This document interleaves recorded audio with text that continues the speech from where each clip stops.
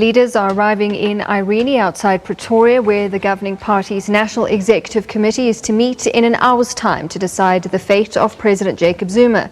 ANC President Cyril Ramaphosa was the first to arrive earlier today. It's understood the party's senior leaders will hold a preliminary meeting before the NEC gathers this afternoon. Ramaphosa has said the NEC meeting will bring finality to the matter. Meanwhile, the much-anticipated Zuma Must Go march to the Union buildings has been postponed. The organisers say they were advised by the ANC's NEC to postpone the march while awaiting the outcome of today's NEC meeting. The aim of the march was to add to the pressure for the president to leave office. Well, for more now on the ANC's NEC meeting, we cross to our reporter Tshepo Ikaneng. He joins us live from Irene. Tshepo, good afternoon to you. I mean, the country is certainly holding its collective breath for the outcome of this meeting. ANC officials under tremendous pressure, and we are just under an hour away from this meeting. Have you seen any officials arriving? Have you managed to talk to any of them? Good afternoon. Afternoon to you. A crucial day for the ANC leadership indeed, as we are awaiting the start of this meeting. We're supposed to start within an hour's time. Already the president of the ruling governing party, the ANC, Cyril Ramaphosa, has made his way through here early in the morning. Earlier than most of the members of the National Executive Committee. So to hold those kind of preliminary meetings in terms of briefings, we also saw some aides, some are from the legal fraternity coming in, who are coming basically to hold those private talks before the big meeting starts at around 2:00 p.m. Local time. With me here, I'm having Professor Somadoda Fikeni, who will be just telling us about the importance of this gathering. Obviously, the nation is waiting in bated breath. How crucial is this?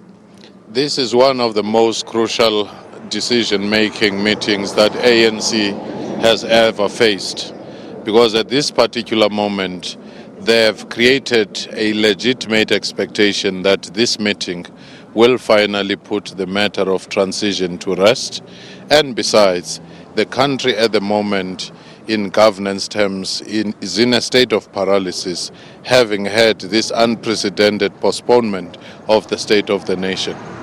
In terms of how the president of the ANC has been handling this matter, he has said that he must be given more time. Do you think really something has been managing really to really prevail on President Jacob Zuma?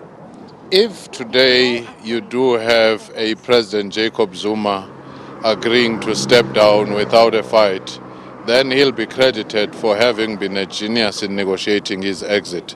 But if he's still fighting and there are challenges in getting him out, then the negotiations will be seen to have been in vain, in a sense. The other issue, people will be anxious to know, if he steps down, what are the deals and the agreements which are there, whether those encroach on any space that might be seen as condoning the wrong things that have happened, or encroach on the legal and the constitutional parameters. In terms of the ground that has been covered by these efforts, the negotiations led by Cyril Ramaphosa, do you think the faction that is aligned to President Zuma could still use this meeting to stall those talks?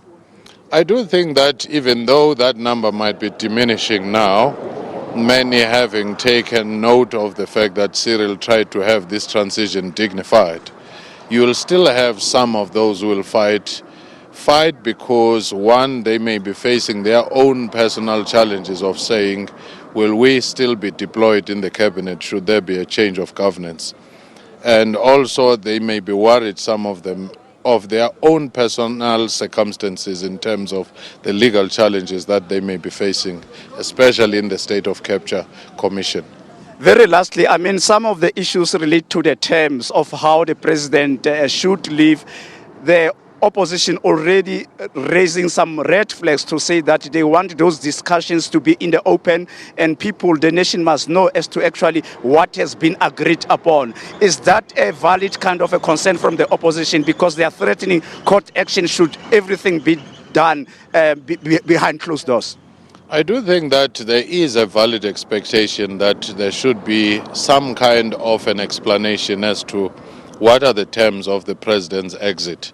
But at the same time, there is a political reality that in any country, when you are dealing with such sensitive transitional issues, you do not discuss everything in the open for as long as it does not encroach or contradict the law or contradict your very promise to fight corruption.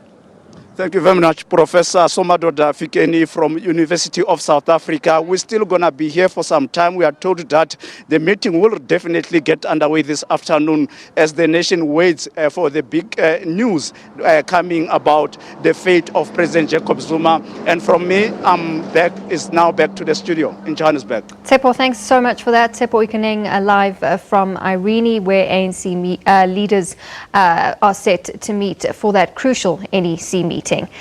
Meantime,